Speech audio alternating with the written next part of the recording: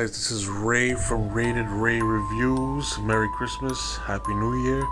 Now let's get into a non-spoiler review of Netflix's The Witcher. So I sit back and relax. I let Netflix's latest show, The Witcher, just entertain me. I've played the games here and there, but I've never read the books. But The Witcher TV show is an entertaining adaptation. Its development and fruition is to take the place of the Game of Thrones withdrawal, and honestly speaking, I'd rather watch Emilia Clarke white-hair character over Henry Caville's. But he's not bad, okay, so don't take that to heart. Actually, I think he makes a great Geralt.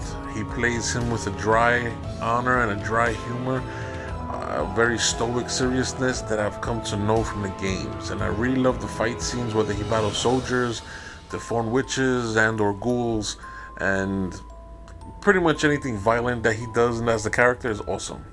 Although the forest fight, like the first forest fight that he had with some swamp spider, looked a little too CG. It wasn't horrible, but not the best either. I enjoyed the overall story of the Witcher's travels. Also, the show is sharing the storyline with counterparts, namely Yennefer and Ciri, respectfully, played by two very good actresses. Yennefer's story is a major part of the show, maybe even slightly more shown than Henry's character. That's because her story is just as important as his, but no spoilers. Here you have to watch the show.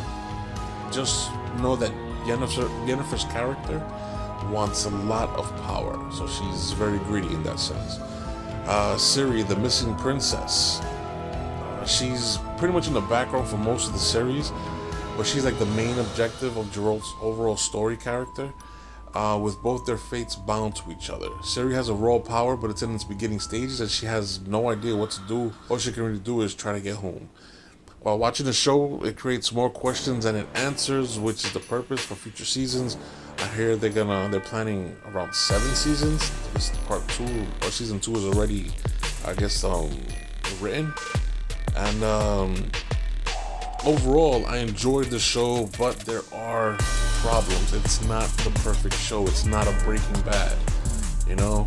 It's not the first 5 seasons of Game of Thrones, because season 6 of Game of Thrones was okay, season 7 was okay, but season 8 was, you know what it was, because you saw it.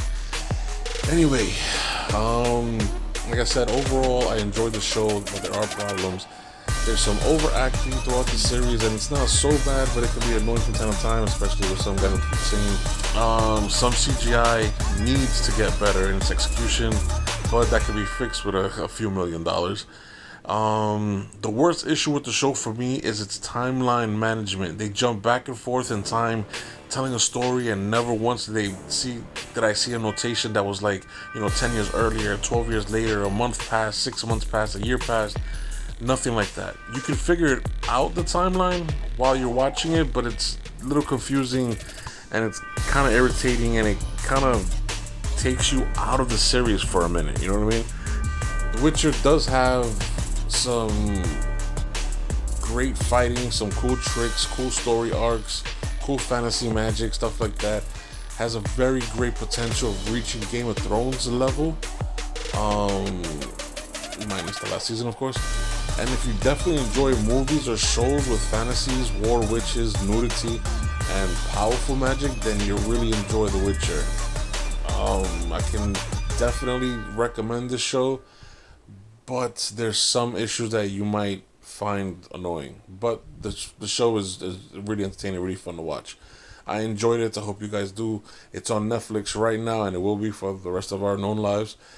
So enjoy it. Please like and subscribe and share this video if anything. Thank you for watching. I am Ray from Rated Ray Reviews.